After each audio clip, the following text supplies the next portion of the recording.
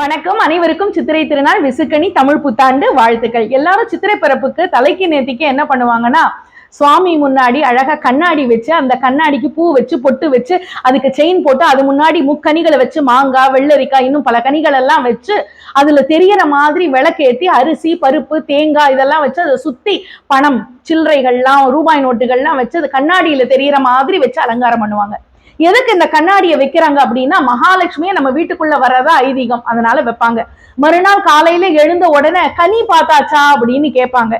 கனி பார்த்தாச்சா அப்படின்னா நம்ம தூங்கி எழுந்த உடனே வேற எதையும் பார்க்காம நேரா சாமி ரூமுக்கு வந்து அந்த பூஜை அறையில இருக்கிற அந்த கண்ணாடியில நம்ம முகத்தை தெரியற மாதிரி பார்த்து அங்க இருக்கிற பூஜை பொருட்களை தாம்பாளத்தை தொட்டு வணங்கிட்டு அதுக்கப்புறம் நம்முடைய வேலைகளை செய்யணும். குளிச்சுட்டு வந்து சக்கரை பொங்கல் வடை பாயாசம்னு வச்சு இத மாதிரி நெய்வேத்தியம் பண்ணி சுவாமியை நம்ம வணங்குவோம். இதுதான் சித்திரை திருநாள்ல நம்ம சிறப்பா வணங்கக்கூடிய முறை.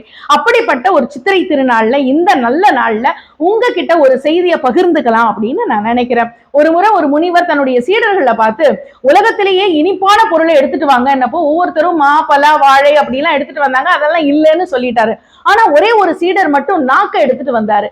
என்னப்பா நீ மட்டும் நாக்கு எடுத்துட்டு வர அப்படின்னப்போ, உலகத்திலேயே இருக்கிற அத்தனை இனிப்புகளையும் உள்வாங்கிக் கொள்ளுகிற உணர்வு இந்த நாக்குக்கு தானங்க இருக்கு, அதனால நாக்கு தான் இனிமையானது அப்படின்னு சொன்னதும் குருவும் அதை ஏத்துக்கிட்டாரு.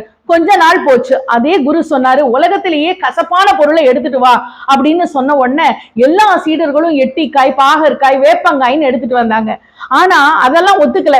இந்த சீடர் மட்டும் மறுபடியும் அதே நாக்கை எடுத்துட்டு வந்தாரு. என்னப்பா இனிப்புக்கு தான் நாக்கை எடுத்துட்டு வந்த, கசப்புக்கு எதுக்குப்பா நாக்கை எடுத்துட்டு வரேன்னப்போ அவர் சொன்னாரு, உலகத்துல இருக்கிற அத்தனை கசப்பான உணர்வுகளையும் உள்வாங்கிக் கொள்ளுகிற தன்மை இந்த நாக்குக்கு தான் இருக்கு, அதனால உலகத்திலேயே கசப்பானது நாக்குதான் அப்படின்னதையும் குரு ஒத்துக்கிட்டாரு. வாழ்க்கையும் அப்படிதான். நாக்கு எப்படி இனிப்பையும் கசப்பையும் உள்வாங்கிக் கொள்ளுகிறதோ அது போல மனிதர்களாகிய நாமும் வாழ்க்கையில வர கசப்பையும் இனிப்பையும் நல்லதையும் கெட்டதையும் நம்ம உள்வாங்கி கொண்டு அதுல நல்லதை மட்டும் எடுத்துக்கிட்டு நம்ம வாழ்க்கையில ஜெயிச்சுட்டே இருக்கலாம்.